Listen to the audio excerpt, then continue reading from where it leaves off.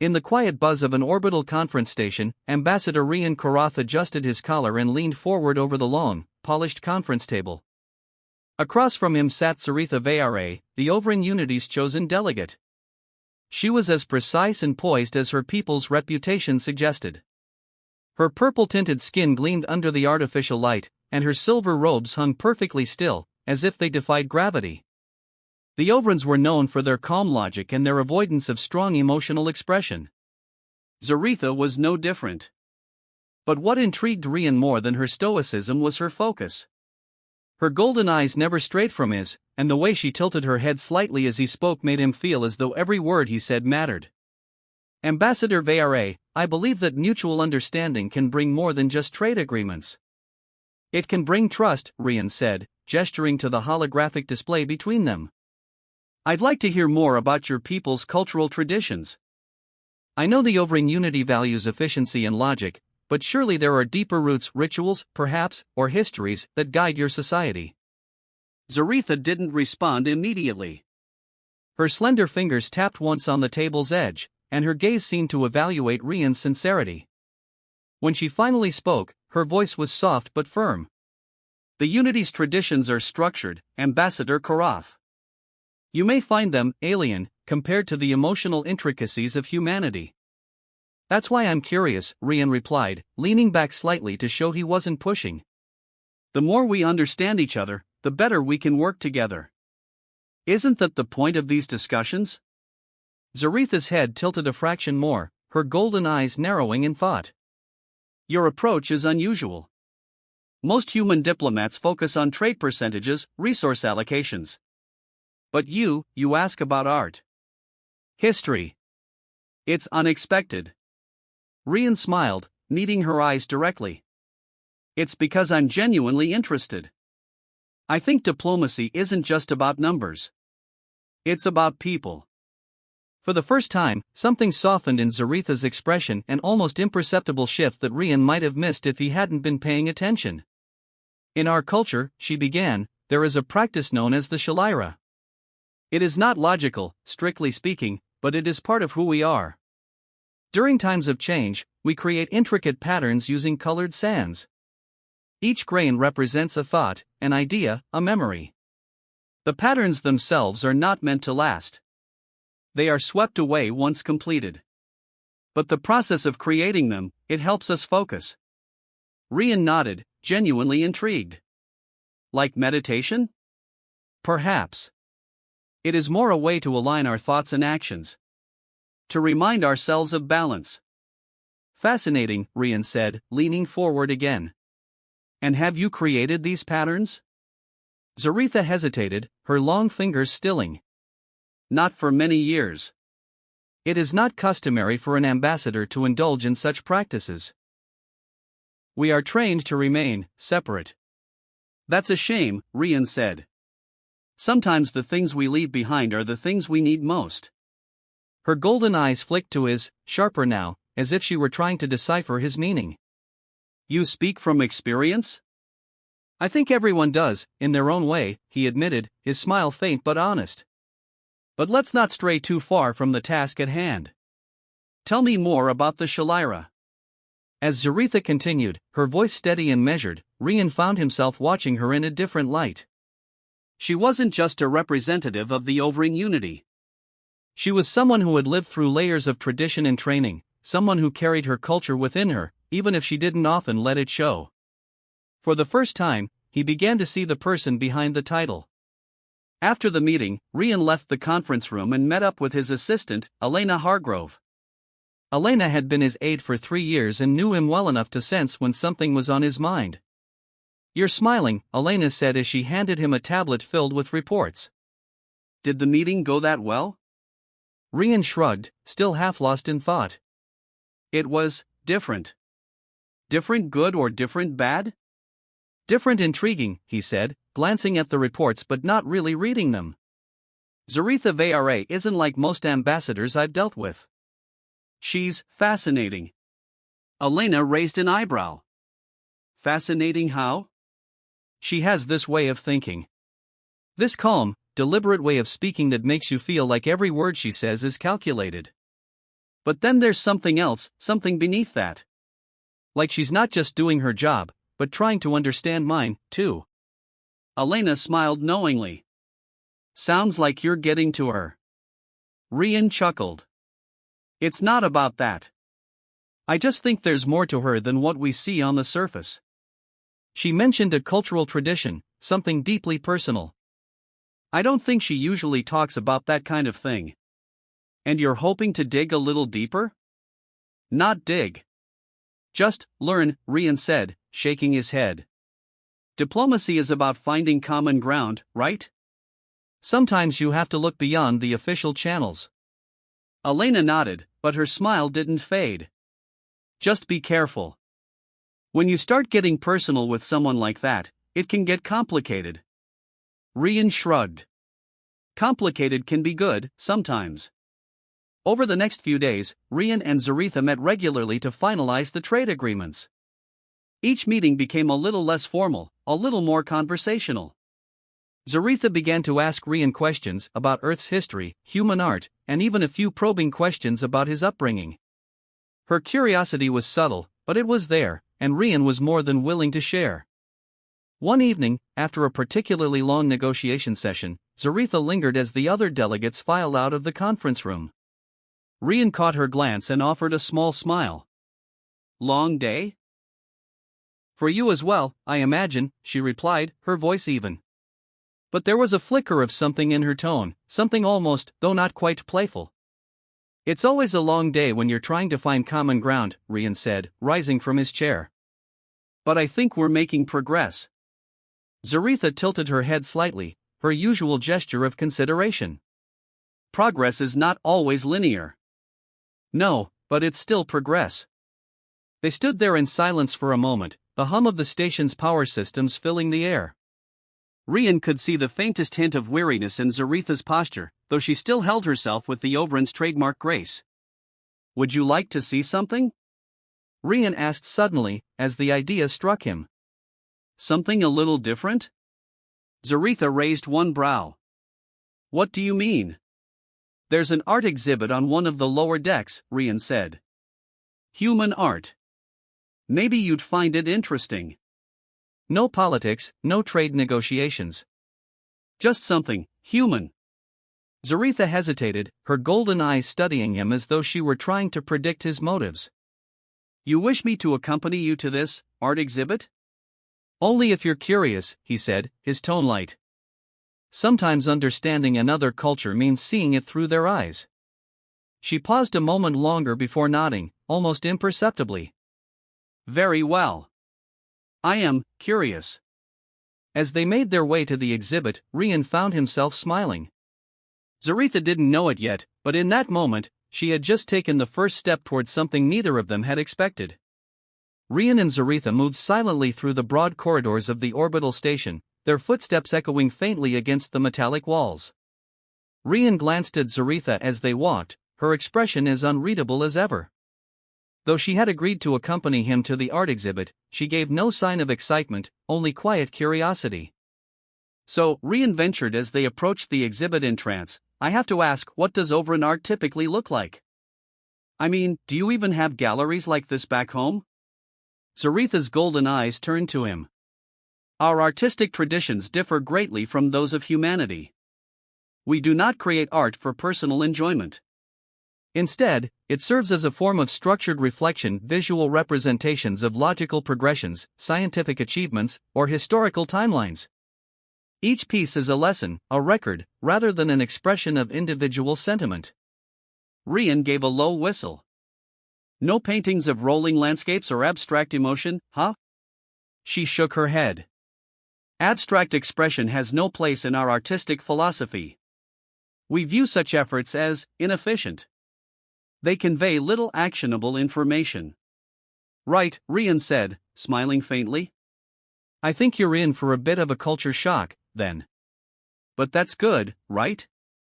You said you were curious. Zaretha hesitated, then gave a small nod. I am curious. They entered the exhibit space, a large, dimly lit gallery lined with holographic displays and framed canvases. The first section featured works by Earth's classical painters, landscapes and portraits awash in color and emotion. Zaretha walked among them, her gaze calm and measured, as though analyzing the pieces rather than experiencing them. Rian followed a few steps behind, observing her reaction or lack thereof. You don't have to like them, Rian said after a moment. Art's pretty subjective. It's okay if it doesn't speak to you. Zaretha stopped in front of a pastoral landscape, her head tilting slightly as she studied the brushstrokes. I am not accustomed to liking or disliking. Such judgments seem frivolous. Rian leaned against the wall beside her, his arms crossed. Fair enough. What do you think of this one, then?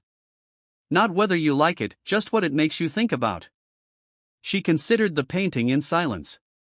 It appears to depict a rural setting, perhaps a memory of a simpler time. I assume the artist intended to evoke a sense of peace or nostalgia. But I find it curious that such a scene would be preserved. What purpose does it serve now? Rian chuckled. You know, some people would say it's worth preserving just because it's beautiful. An interesting perspective, Zaretha said, though her tone made it unclear whether she found it intriguing or simply strange. They moved on to another section, this one showcasing modern abstract works. Rian pointed out a piece filled with chaotic splashes of color. What about this one? Zaretha's expression didn't change. It appears to be a random assortment of shapes and hues. Or maybe, Rian suggested, it's a representation of someone's feelings: anger, joy, confusion. That kind of thing. Zaretha turned to him. But such feelings are fleeting. Why immortalize them? Rian shrugged. Maybe because they're fleeting. It's like capturing a moment that would otherwise be lost. She didn't reply right away, her eyes moving back to the painting. Rian couldn't tell if she was beginning to understand or if she still found the concept entirely foreign. Either way, she seemed more focused now, her gaze lingering longer on each piece they passed.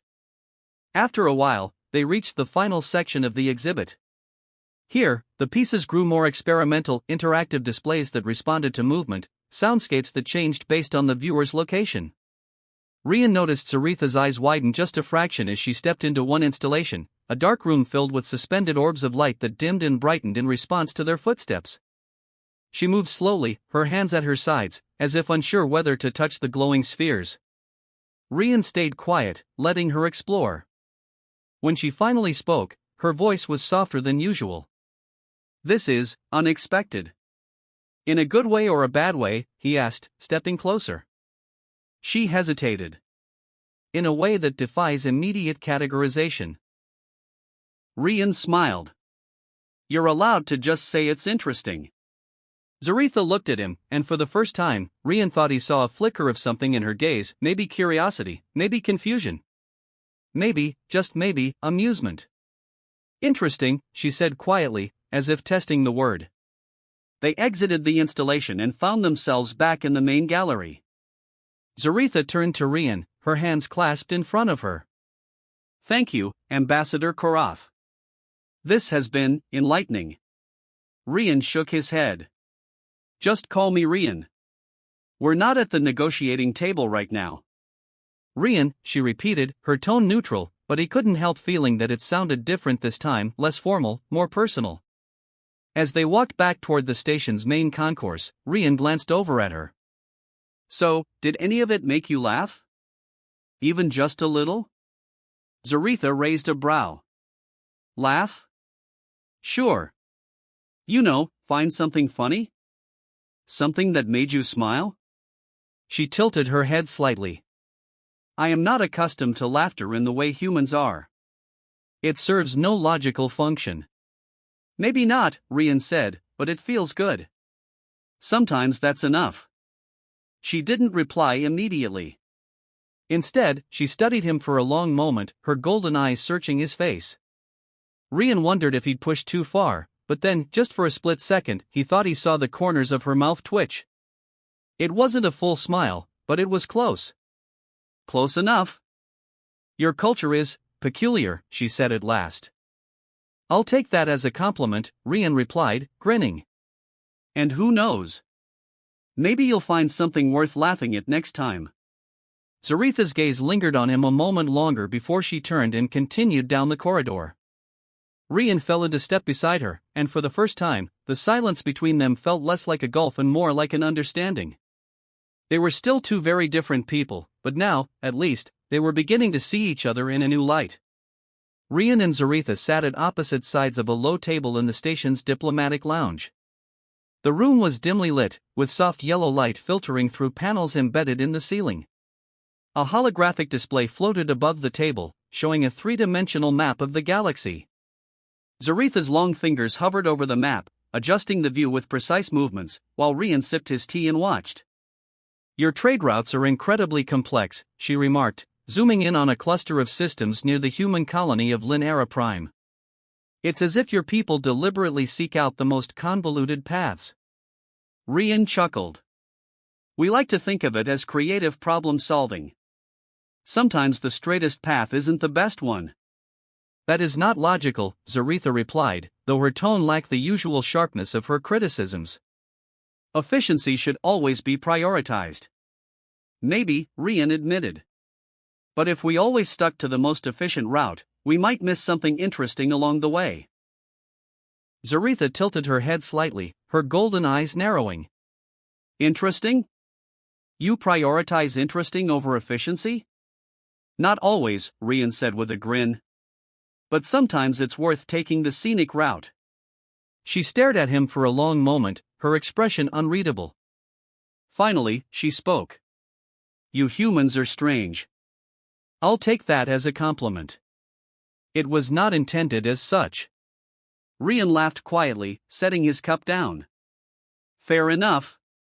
But tell me something, Zaretha, do you ever take the scenic route?" She paused, her hand hovering over the hologram. "I do not." "Not even once?" "No detours, no." "Exploring for the sake of it?" Zaretha shook her head. "That would be a waste of time and resources." Rian leaned forward, resting his elbows on the table. "So you've never been curious? Never wondered what might be out there, off the beaten path?" "I suppress such impulses," she said evenly. "They serve no purpose." "Maybe you should try it sometime," he said, his tone light but earnest. "You never know what you might find." Zaretha turned her gaze to him, her golden eyes searching his face. "I find your perspective difficult to comprehend." "Well, that's the fun part," Rian replied. "Figuring each other out." Their conversation was interrupted by a soft chime from the wall panel. Zaretha turned to check the notification, her expression tightening. "It appears we are needed in the delegation chamber." "Trouble?" Rian asked, standing. "An unexpected request from the Talmari envoy." "They wish to revisit the terms of the mineral rights agreement."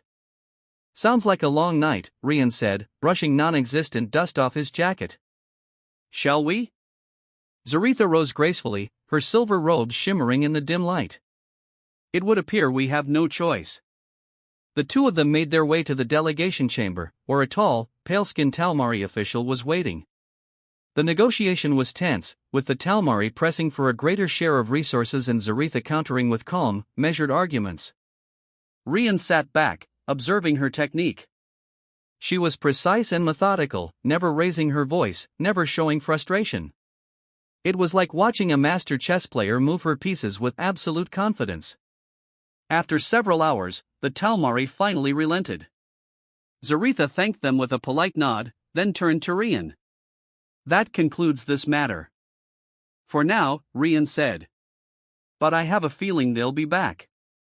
"They always return," Zaretha replied, her tone neutral. "It is the nature of their people to seek more than they are given." "Sounds like you've dealt with them before." "Many times," she said simply. "I am familiar with their tactics." Rian smiled. "You handled it well." "It is my duty to handle such matters." As they left the chamber, Rian fell into step beside her. "You know, you're allowed to take some credit for yourself every once in a while. You don't always have to chalk it up to duty." Zaretha glanced at him. "I do not see the need for personal acknowledgement." The outcome is what matters. Sure, Rian said, but maybe it's okay to say, hey, I did a good job today. Even if it's just to yourself. She didn't respond immediately, her golden eyes fixed ahead. That would be unusual. Sometimes unusual can be good. They walked on in silence, the corridor quiet except for the soft hum of the station systems. Rian thought he saw a faint flicker of thought in her expression, as if she were considering his words more deeply than she let on.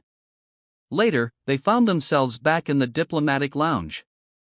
Rian ordered another round of tea and sat across from Zaretha, the table between them now free of holograms. For the first time, she seemed relaxed, not entirely at ease, but less guarded than usual. Do you ever wonder what your life would be like if you weren't an ambassador? Rian asked, breaking the silence. I do not, Zaretha said without hesitation. My role is my identity. Really? You've never thought about what you'd do if you could just be yourself? She studied him for a moment. This is who I am. It is not a matter of choosing a different path. Maybe, Rian said, leaning back. But you're still a person, not just a title. I'm sure there's more to you than what you do at these negotiation tables. Zaretha didn't reply, but her gaze lingered on him. It was a look that suggested she wanted to say more but didn't know how. Rian decided not to push, instead changing the subject.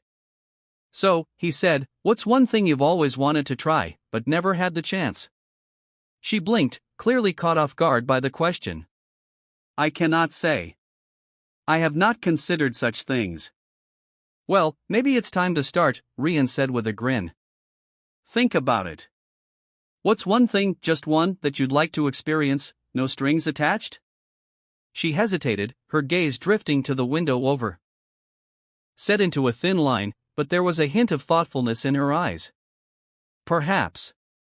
They finished their tea in quiet contemplation, the silence not uncomfortable, but introspective.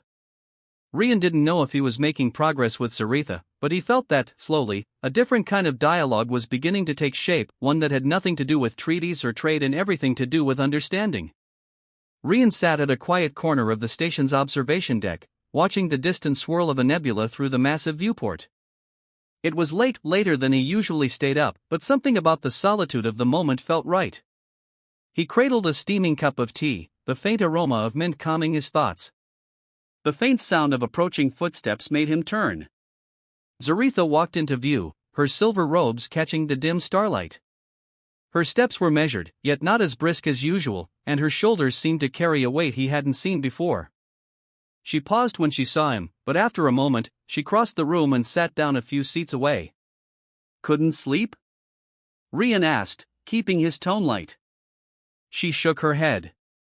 I do not require as much rest as you do. That's one way to put it, Rian said with a slight smile. He gestured to the stars beyond the window.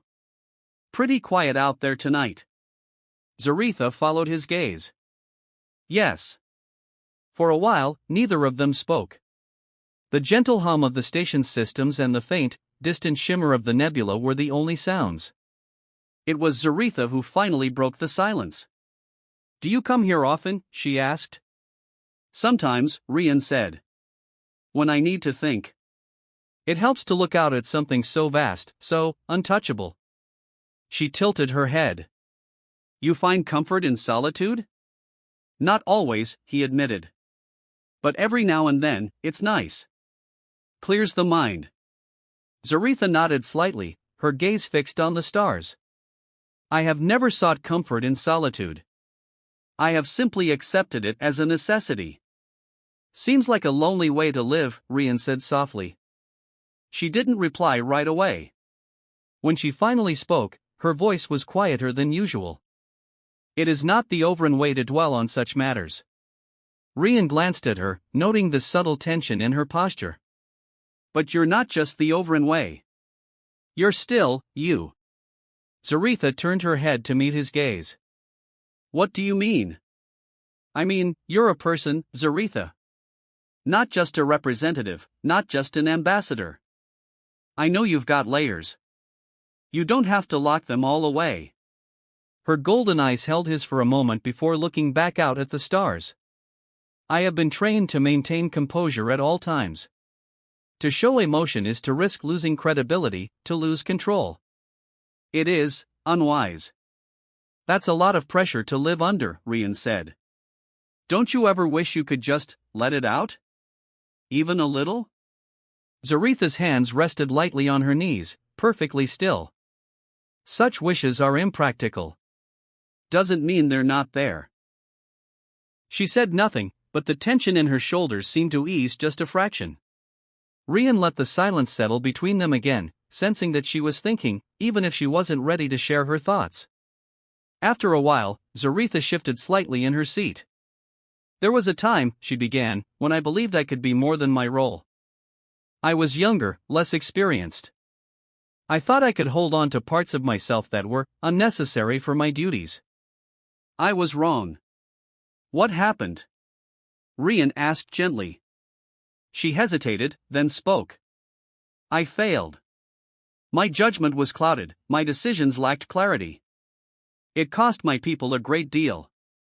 Since then, I have learned that it is better, safer, to remain focused. To suppress anything that might compromise my judgment. Rian leaned forward, resting his forearms on his knees. Sounds like you've been carrying that with you for a long time. It is my responsibility, Zaretha said simply. Maybe, Rian said. But that doesn't mean it has to define you forever. She glanced at him, her expression unreadable. You believe it is possible to move beyond one's mistakes? I do, he said. It's not easy, but it's possible. Especially if you have someone to help. Zaretha turned her gaze back to the stars, her posture just a little less rigid than before. You have a strange perspective, Rian Korath. I've been told that before, he said with a small smile. But just because it's strange doesn't mean it's wrong. They sat together in silence for a few minutes, the vast expanse of space stretching out before them. The tension between them had eased into something softer, something less formal. Zaretha seemed less guarded, more open, not fully, but enough that Rian felt like he was seeing a side of her she rarely showed. Thank you, she said quietly. Rian turned to her, surprised. For what? For listening, she said, her voice steady but soft. It is unusual for me to share such thoughts. Any time, Rian replied, his smile warm. I mean it. She nodded once, then stood. It is late. I should return to my quarters. Sure, Rian said. Get some rest, Zaretha. She gave him a small nod, almost imperceptible, then turned and walked away. Rian watched her go, a faint smile lingering on his lips. For the first time, he felt like they were truly connecting, like they were beginning to understand each other in a way that went beyond diplomacy. And as the stars continued to shimmer beyond the viewport, Rian couldn't help but feel that this was just the start of something important. The meeting chamber was empty, its wide windows overlooking a nebula that swirled in vibrant blues and violets. Zaretha stood at the far end, her back to Rian, who had just entered. He paused for a moment, watching her as she seemed lost in thought. It wasn't like her to linger after negotiations were concluded, and Rian wondered what might be on her mind. You don't usually stay behind, he said, his voice quiet in the large room. Zaretha turned her head slightly, acknowledging his presence. I had no immediate commitments elsewhere. That's rare, Rian replied with a small smile. He walked toward her, hands tucked into his jacket pockets. Good to see you taking a moment for yourself.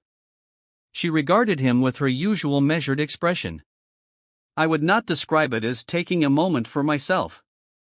I was merely reflecting. Reflecting on what? She turned back to the nebula, her golden eyes distant. On how vastly different our approaches are. How much we struggle to find a common ground, and yet we do, Rian finished, stepping closer. You know, I think it's a good thing we see the universe differently. If we didn't, we'd never learn anything from each other. Zaretha was silent for a moment before speaking. Do you truly believe that our differences make us stronger? I do, he said simply. Every time we talk, I get to see things from a perspective I never would have considered on my own. It's valuable. She tilted her head slightly, her posture relaxing just enough that Rian noticed. It is a perspective I am still learning to appreciate. Well, you've come a long way, Rian said, his tone warm. I mean, you're here, aren't you? You stayed to reflect. That's something. She glanced at him, her gaze steady. I stayed because I find our conversations thought-provoking. Rian smiled. I'll take that as a compliment. It was not intended as one, Zaretha said, but her voice lacked the usual sharpness, and Rian thought he saw the faintest hint of amusement in her eyes. He gestured to the window. Do you ever wonder what it's like out there? I mean, really wonder? Not just the next planet to visit or the next mission to complete, but what it's like to just explore, with no goal in mind.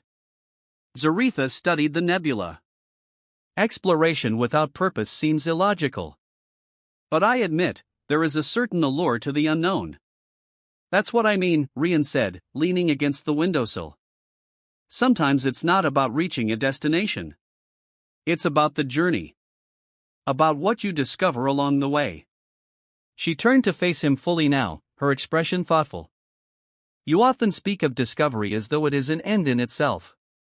Do you truly believe that exploring for the sake of exploring has value? I do, he said. Not everything has to have a practical purpose. Sometimes it's enough to see what's out there, to experience something new, and to let that change you. Zaretha's gaze softened slightly. You speak as though you have experienced this firsthand. Rian nodded. I have. When I was younger, I joined an expedition to an uncharted system. We didn't know what we'd find. It wasn't about resources or strategic importance. It was about learning. And we found things we never expected, things that made me look at the universe, and my place in it, differently. She was silent for a moment, then said, It sounds liberating. It was, Rian said.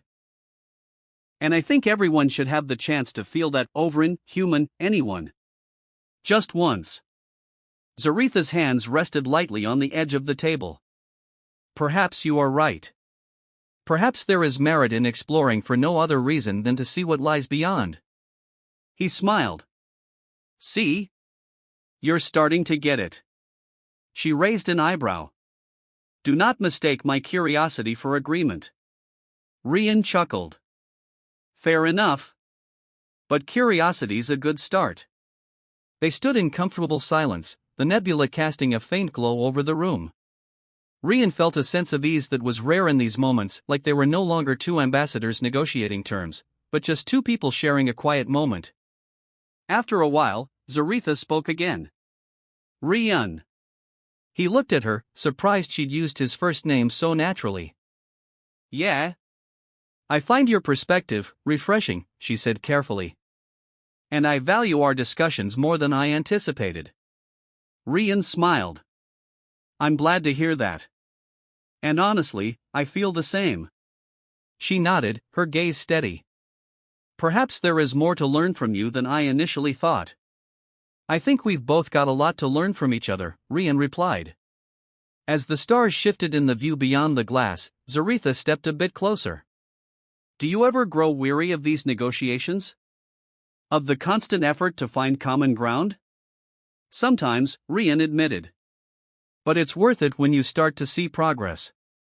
And moments like this? When it feels like we're not just representatives, but people talking to each other? Those make it worthwhile. Zaretha considered this, her expression softening just slightly.